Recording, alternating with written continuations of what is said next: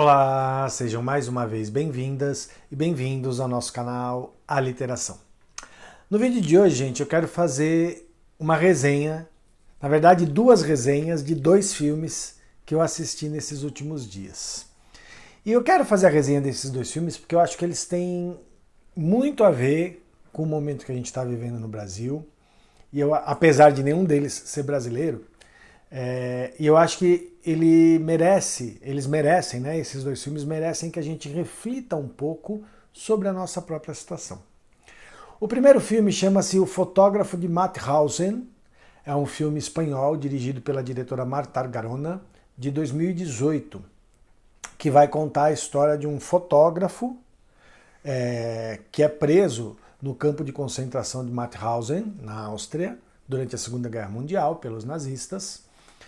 Enfim, e o que acontece lá? É um filme que ele não é um documentário, mas é aquela história do filme baseado em fatos reais.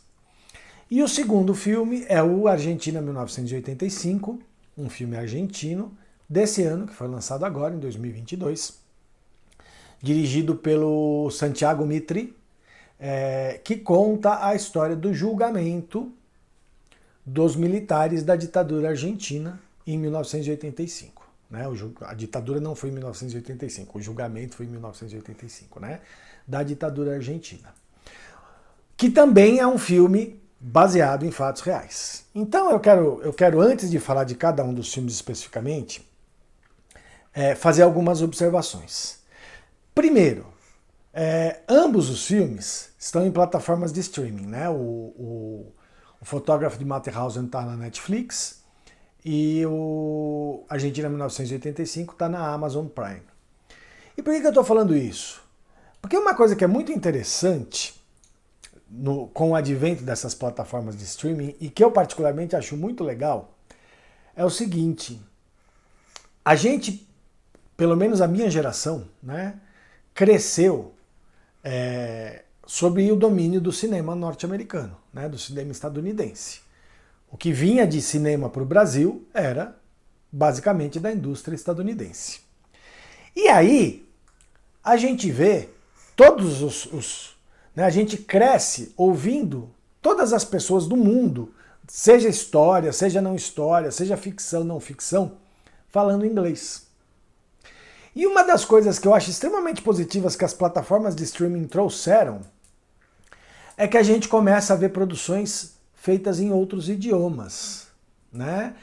E não só produções políticas como essas, mas produções históricas. Então, por exemplo, tem uma série sobre a vida de Maria Madalena e de Jesus Cristo falada em espanhol, e eu não estou aqui falando do conteúdo da série, tá? A gente vê séries policiais faladas em dinamarquês, em sueco, em alemão, enfim. Então a gente vê personagens históricos ou não históricos, né, ficcionais, falando outros idiomas, tira um pouco aquele poder universalista da cultura estadunidense que sempre usou o cinema como uma ferramenta poderosa de imposição e de criação de um imaginário, de um universalismo, como se os Estados Unidos fossem o centro do mundo e fossem salvar o mundo. Então a primeira coisa que eu quero chamar a atenção é isso. Os dois filmes, obviamente, um deles, né, se passa na Argentina, então, né, todos os personagens são argentinos, é da história da Argentina, então é óbvio que eles vão falar espanhol. E o outro se passa na Espanha, se passa num campo de concentração da Áustria, mas foi feito na Espanha. E os prisioneiros que foram para lá também eram espanhóis. Então até tem um sentido histórico eles falarem espanhol. Sendo que no Fotógrafo de Mauthausen eles falavam espanhol e alemão, né? Mas é muito interessante ver produções sendo faladas em outro idioma. Então assim, é muito legal. Eu acho isso uma coisa muito legal, porque desconstrói um pouco esse imaginário universalista que a minha geração sofreu muito com o cinema estadunidense. E uma outra observação que eu quero fazer antes de falar dos filmes é essa coisa de filmes baseados em fatos reais. Ambos os filmes são baseados em fatos reais. Então, assim, eles carregam uma verdade histórica muito importante. E qual a diferença desses filmes baseados em fatos reais com os documentários, com filmes documentários, né? E aí eu vou fazer algumas observações muito pessoais a respeito disso. Eu acho que é um filme baseado em fatos reais, mas que não é um documentário. Ele carrega uma certa responsabilidade histórica, mas ao mesmo tempo ele carrega uma certa liberdade poética. E aonde que está essa liberdade poética? De poder, por exemplo, pegar, para dar um exemplo, tá? O promotor argentino que cuidou do julgamento, né, de ser a parte de acusação no julgamento dos militares da ditadura argentina, feito pelo Darín, né, que quem faz esse promotor no filme é o Ricardo Darín. Dentro de um documentário, a personalidade desse promotor tem que ser representada, tem que ser mostrada em toda a sua totalidade, né? Em toda a sua totalidade não, em sua totalidade de realidade, né? Tem que ser mostrada como é. Já num filme baseado em fatos reais, mais um filme de ficção, como é o caso, o ator, o diretor se permitem acentuar traços de personalidade, atenuar traços de personalidade, enfim, ou acentuar alguns ou atenuar outros, de acordo com a narrativa poética do filme, porque afinal de contas, apesar de baseado em fatos reais, é um filme de ficção. Então eu particularmente gosto desses filmes baseados em fatos reais, não aqueles que apelam para uma emoção barata, essas coisas que o cinema estadunidense fazia muito, faz muito e fazia muito, sempre fez muito.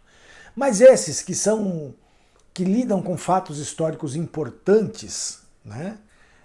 Mas que se permitem uma determinada liberdade poética a partir da ideia de ser uma obra de ficção. Tá? Então eu acho que eu queria fazer essas duas observações que cabem para os dois filmes. Né? Bom, O Fotógrafo de Mauthausen, então, como eu disse, é um filme espanhol de 2018, dirigido pela diretora Marta Arcarona, e que conta a história de um fotógrafo. Na verdade, não se sabe se ele era um fotógrafo profissional, mas um cara que era fotógrafo, e que é espanhol, e que foi preso no campo de concentração de Mauthausen. E ele conseguiu, ele trabalhava como assistente lá dos militares nazistas que gostavam de tirar fotografia e tal, e ele se apodera de negativos fotográficos que comprovam todas as atrocidades que eram feitas no campo de concentração. E aí ele e um grupo de presos, né, começam uma verdadeira aventura para, primeiro, esconder esses negativos para que eles não fossem destruídos, né, e segundo, para fazer esses negativos irem para fora do campo de concentração e irem para o mundo, para serem, né, mostrados, enfim, e tudo mais. Então, assim, e aí mostra todas as atrocidades que aconteciam nesse campo de concentração, que foi um campo de concentração dos mais terríveis, né, da época da Segunda Guerra Mundial, da época da ascensão dos nazistas. Enfim, eu não vou dar spoiler do filme, mas é isso. O filme ele tem uma crueza, e o que eu acho bonito no filme, assim, primeiro, assim, a gente pega coisas, eu gosto de pegar algumas coisas muito interessantes. A cor do filme é muito interessante porque o filme ele é embaçado. Ele tem uma cor muito neutra, meio tons pastéis e tal, né? O filme é muito embaçado de cor. Mas tem um momento do filme que ele ganha uma certa cor, que é quando um grupo de presos, justamente para tentar, né, numa tentativa de fazer os negativos saírem do campo de concentração, promovem um show de variedades para os outros presos e para os oficiais nazistas que vivem no campo, né, que trabalham no campo de concentração. É o único momento em que tem mais cor no filme. Né, as vestes são coloridas, enfim. Então é um momento, e talvez o único momento em que tem algum tipo de alegria sendo mostrada no filme. Então é muito interessante ver como forma e conteúdo se completam nesse filme, porque é um filme todo embaçado, todo de cor neutra, né, todo meio esbranquiçado, meio pastel, E que vai mostrando toda a questão... Ih, peraí que tem um cabelo aqui. E que vai mostrando toda a questão do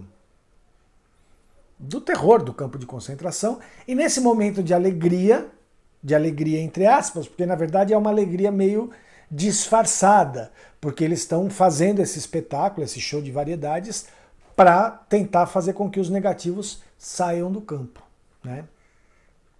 E aí, enfim, eu não vou dizer o que acontece no final do filme para não dar spoiler, mas vale muito a pena esse filme, O Fotógrafo de Mauthausen, disponível na Netflix, que mostra, ele me lembrou muito, principalmente a cor dele me lembrou muito o Pianista, do Polanski, né?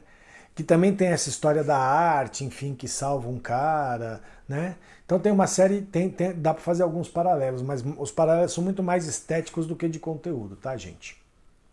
Então vale muito a pena assistir a esse filme, Fotógrafo de Mauthausen. Bom, e o Argentina 1985, um filme que foi lançado esse ano, dirigido pelo Santiago Mitre, e que mostra toda a história do julgamento dos ditadores, dos militares da ditadura militar argentina. O julgamento aconteceu em 1985 e aí mostra toda a trajetória. Eu não lembro o sobrenome do promotor que o Ricardo Darín faz, é Julio Strassner, uma coisa assim. E o outro é o Campo Moreno, uma coisa assim, que é um advogado jovem. Enfim, o Darín faz um promotor público que acaba sendo incumbido, né, sendo convocado pela justiça argentina para fazer toda a parte de acusação no julgamento dos militares de uma junta, né, de um conjunto de mais de 10 militares, inclusive ex-presidentes militares, que cometeram as maiores torturas, assassinatos, enfim, na ditadura argentina. E aí o filme vai mostrar, primeiro, toda a dificuldade que ele teve e tal. É muito engraçado porque ele precisa montar uma equipe. E aí ele não consegue, muitos advogados não querem, muitos promotores não querem, enfim. E aí ele monta uma equipe só com jovens promotores, com jovens advogados, e que eles começam a fazer uma verdadeira maratona para ir atrás de documentos, de depoimentos, de testemunhos, tal, para conseguir realmente incriminar, né? E todas as ameaças que eles começam a sofrer nesse processo, que ele começa a sofrer, que eles começam a sofrer nesse processo. Enfim, o filme é baseado em fatos reais, esse julgamento aconteceu na Argentina mesmo, esses militares foram julgados, enfim, foram condenados e tudo mais. Essa parte eu posso falar que eles foram condenados porque a história já diz, então não estou dando spoiler. Mas primeiro, vamos lá. A estética do filme também é muito, muito legal, porque ele tem aquela estética de filme antigo, né? De filme da década de 80. E o filme é atual, o filme foi feito, né? Foi feito esse ano, quer dizer, foi lançado esse ano, né? Mas ele tem aquela estética de filme da década de 80 que é muito interessante justamente porque se passa na década de 80. E não é só a estética no sentido de a maneira como as pessoas se vestem. Não, não. A cor do filme, o tratamento de fotografia do filme, enfim, todas essas coisas remete muito ao cinema dos anos 80. O Ricardo Darín, mais uma vez, dá um show de interpretação, né? Mas o elenco do filme é muito coeso em matéria de interpretação. O filme se permite algumas licenças poéticas, talvez um papel, uma exaltação a um papel, por exemplo, do filho do promotor, que é um garoto, né? É uma criança, e que talvez na vida real não tenha tido esse papel tão importante assim na situação. Mas enfim, é como eu disse, a licença poética dos filmes de ficção, né? Mas é o que eu acho mais importante ao ver o filme. Eu não vou contar mais a história do filme, porque acho que tem que ser visto, não tem que dar spoiler. Mas eu acho que o que mais importante que esse filme traz para nós, brasileiros, é o quanto foi importante para a história argentina o julgamento e a condenação desses militares. Coisa que não aconteceu no Brasil, né? Os nossos militares, né, os que agora estão sendo exaltados por esse governo que já acabou, não acabou, enfim, mas acabou, né? e que ainda tem tanta gente exaltando, e ditadura e tudo mais, eu acho que isso tudo tem a ver com o fato de que os nossos militares não foram julgados e deveriam ter sido julgados, né? As atrocidades que foram cometidas na ditadura militar brasileira são tão graves ou mais graves do que as cometidas na ditadura argentina. E a gente sabe disso, a gente tem histórias, né? A gente tem gente famosa que conta suas histórias, como a ex-presidenta Dilma, a jornalista Miriam Leitão, enfim, várias outras pessoas que contam histórias, fora as histórias que foram contadas de pessoas que não estão mais aqui, né? Como Vladimir Herzog, enfim, Marighella e tudo mais. Então vejam, a gente tem o que o Argentina 1985 acho que tem de mais importante para nós brasileiros é mostrar para nós que a gente tem uma lacuna na nossa história. O Brasil tem uma lacuna na história que precisa ser preenchida, né? E eu não estou dizendo agora, então vamos julgar agora e pegar quem está vivo e prender. Não, não. Não sei nem se é possível juridicamente julgar ainda os militares da ditadura. Mas uma coisa é fato, a gente precisa botar isso publicamente, a gente precisa escancarar isso publicamente, colocar nas escolas, isso precisa ser visitado e revisitado de maneira sem melindres, de maneira clara, de maneira verdadeira, né? Sem nenhum tipo de disfarce. A gente precisa conhecer, reconhecer e pensar sobre as atrocidades que foram cometidas na ditadura militar brasileira para que a gente não repita isso. A gente precisa colocar isso na nossa memória. Ah, vamos esquecer o passado. Esse é um passado que não pode ser esquecido. Ele tem que ficar na nossa memória para que ele nunca mais volte. E o Argentina 1985 nos convida a fazer isso com a nossa própria história, contando uma história verdadeira que ocorreu na Argentina. O filme nos convida a refletir para contar a nossa própria história. Então também vale muito a pena. É isso, gente. Fica aí a dica desses dois filmes, né? O Fotógrafo de Mauthausen e o Argentina 1985. Espero que vocês tenham gostado. Curtam o vídeo, compartilhem, comentem. Se não se inscreveram no canal, se inscrevam. Se já se inscreveram no canal, convidem as pessoas a se inscreverem. Vamos aumentar aí o nosso número de inscritos. A gente precisa aumentar o nosso número de inscritos. Visitem o nosso blog A Literação. Sigam a gente nas redes sociais, Twitter, Facebook, Instagram. Vamos fortalecer cada vez mais esse projeto que a gente está fazendo com muito cuidado e com muito carinho, tá bom? E quem quiser e puder, colabora com a nossa campanha do Apoia-se. O link está aí na descrição do vídeo, certo? Valeu, gente. Até o próximo vídeo. Tchau, tchau.